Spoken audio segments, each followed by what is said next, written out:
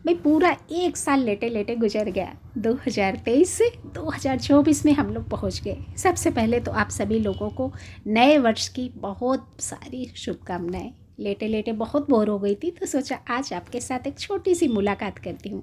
आप सभी लोगों ने मेरी सेहत को लेकर जितनी सारी दुआएं भेजी, तो उन सभी के लिए आप सभी का दिल की गहराइयों से ढेर सारा स्वागत, बहुत सारा आभार, बहुत सारा शुक्रिया। नमस्कार। बेस्टी बेस्टी पर आप सभी का ढेर सारा स्वागत नए साल में, नए जोश, नए उमंग के साथ। तो आज आपके साथ वो छोटी छोटी बातें शेयर करूंगी जो मैं अपनी आँखों की सर्जरी से पहले करके गई थी। कोई तैयारी नहीं थी, अचानक 15 दिन में सब कुछ प्लान हुआ और उन 15 दिनों के दरमियान जितने वीडियोज मैं शेयर कर सकती थी आप सभी के साथ शेयर किया। बहुत कुछ बनाया, सब कुछ इसी पिटारे में बंद है, यानी कि फ़ोन में सब कुछ पड़ा हुआ है। बहुत कुछ शेयर कर ही नहीं पाई क्योंकि मौसम अच्छा था, तो सोचा काल करे सो आज कर, और फटाफट से अपना एक आँख का मैंने मोतियाबिंद का ऑपरेशन करा लिया। ऑपरेशन मेरा हुआ था 18 तारीख को। तो जो तैयारियां मैं करके गई थी वो आप सभी के साथ आज बांटना चाहूँगी। 17 तारीख को मैंने जिन जिन पौधों में जितना जितना पानी मैं मैक्सिमम दे सकती थी वो मैं दे के चली गई थी, क्योंकि आप सभी को पता है कि मेरे यहाँ पेड़ पौधों की केयर सिर्फ मैं ही करती हूँ। बाकी सब इतने अनाड़ी हैं कि अगर किसी के हाथों में कुछ भी सौंप दिया तो कुछ भी मुझे सही नहीं मिलेगा। एक तो किसी के पास वक्त भी नहीं है, दूसरा किसी को बिल्कुल भी अनुभव नहीं है।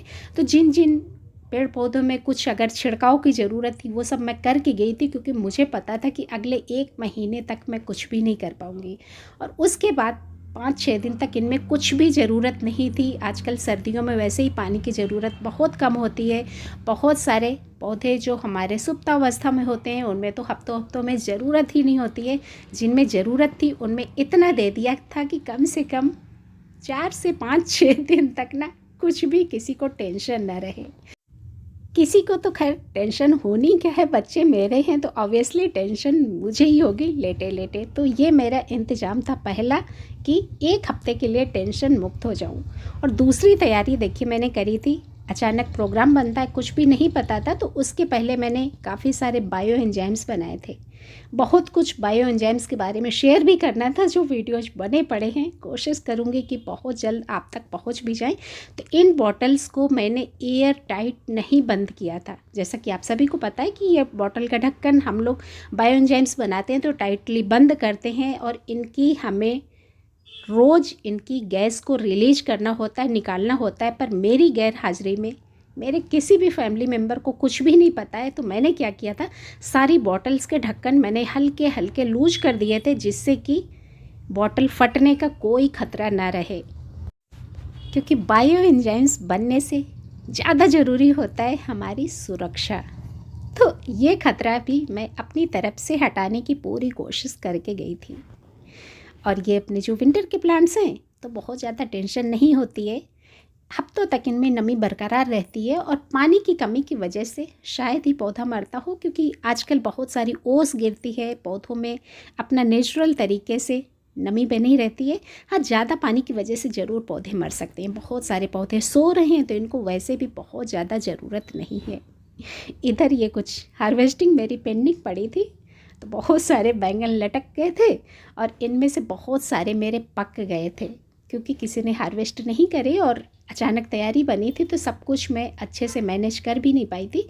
कल मैंने लगभग 14-15 बैंगन ये पके हुए तोड़ के रखे, जिससे कि इनके बीज तो तैयार हो सके, खाने के काम नहीं आए पर बीज के काम आ जाएंगे। ये देखिए एक डाल पे कितने सारे बैंगन लगे हुए हैं कि पूरी डाल झुकी जा रही है। अब किसी दिन मौका लगा के इनको हार्वेस्ट करूँगी, क्योंकि अभी पत्तों में बहुत सारा डस्ट है। पिछले 15-20 दिनों से इनमें ऊपर से पानी का छिड़काव नहीं हुआ है, तो बहुत सारा डस्ट है। तो अभी मैं अवॉइड कर रही हूँ इस धूल मिट्टी में जाने से।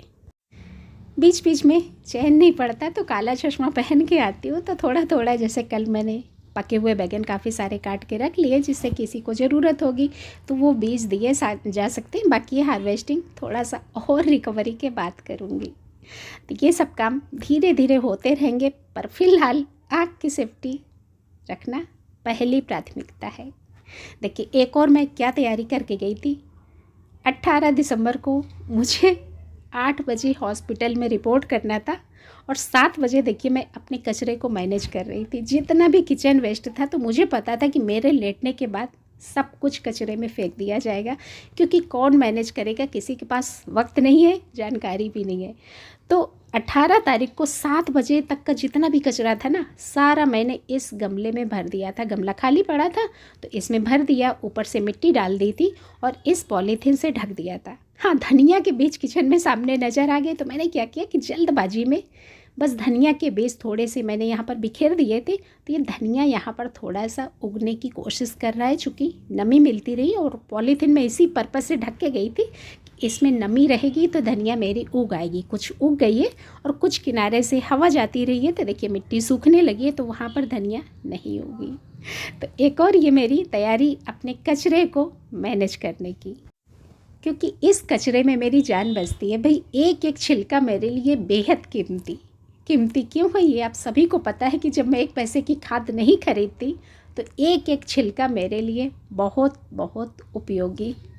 तो सब कुछ अपना 18 तारीख की सुबह तक का सारा अपना यहाँ पर समेट के रखी गई थी कि किसी न किसी तरीके से खाद बनी जाएगी। और खाद बनाने के कितने सारे वीडियोज मैं शेयर करती हूँ, कितना मुझे शौक़ है खाद बनाने का, ये आप सभी लोग जो चैनल से जुड़े हैं उनको पता होगा कि 1 पैसे की खाद आपको कभी लेनी नहीं पड़ेगी। चैनल की प्लेलिस्ट पे जाइए और सैकड़ों वीडियोज खाद के देखिए। अब देखिए मेरा जो नुकसान हुआ उसके बारे में भी जान लीजिए।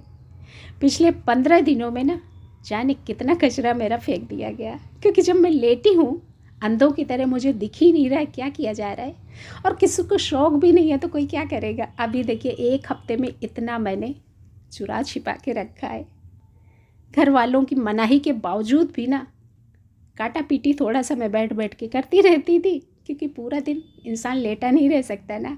और उसके बाद चुपके से जाती थी बालकनी में। यहाँ पर देखिए मैंने स्टोर करके रखा है, पॉलीथीन बहुत बड़ा है तो अभी थोड़ा सा वज़न उठाने से भी परहेज कर रही हूँ। तो मैं क्या करूँगी, नीचे से देखिए लिक्विड निकलना शुरू हो गया 1 हफ्ते में, तो अब मैं बच्चों से कह के इसको किसी खाली गमले के ऊपर रखवा दूँगी, जिससे कि जो लिक्विड निकल रहा है ना तो मिट्टी में मिक्स होता जाए।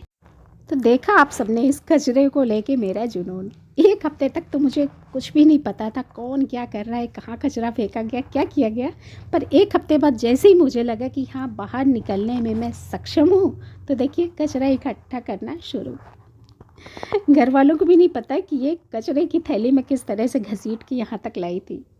तो अब इसको कैसे मैनेज करना है ये सब कुछ आप लोगों को पता ही है कि किस तरह से मैं खाद बनाती हूँ, तो आप भी बना लीजिएगा। ये बताने की ज़रूरत नहीं है कि मैं कैसे खाद बनाऊँगी, जैसे सहूलियत होगी वैसे बना लूँगी। तो बस यही सब छोटी छोटी तैयारियाँ थी जो मैं अपने बगीचे के लिए करके गई थी। और अभी बहुत सारी आप लोग गंदगी देख रहे होंगे, डस्ट देख रहे होंगे, वो सब कुछ मैं अभी कुछ भी नहीं कर रही हूँ, किसी से करवा भी नहीं रही हूँ, क्योंकि मुझे पता है कि मेरा काम है तो सिर्फ मैं ही कर सकती हूँ। तो बस यही छोटी छोटी तैयारियाँ अपने गार्डन के लिए करके गई थी और बाकी कुछ अपना घर के लिए करके गई थी। और एक बार अंत में चलते चलते फिर से आप सभी की ढेर सारी शुभकामनाओं के लिए बहुत सारा शुक्रिया। वीडियो अच्छा लगा तो लाइक करिए, शेयर करिए और कमेंट करिए। धन्यवाद।